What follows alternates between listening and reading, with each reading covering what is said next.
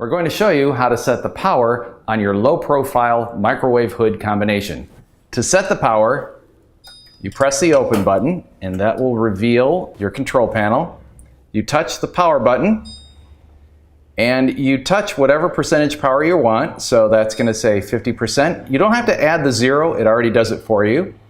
Touch power again and then it'll flash the amount of time that you want to set.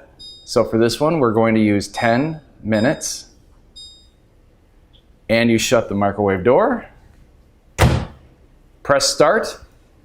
And now you're at 50% power for the next 10 minutes. Now when you're finished using your microwave at, let's say, 50% power, you're going to want to reset it so it's back at 100% power. So the next time you use it, it's operating at full power. All you need to do is just press X and it'll cancel it out and you can start all over again the next time you cook.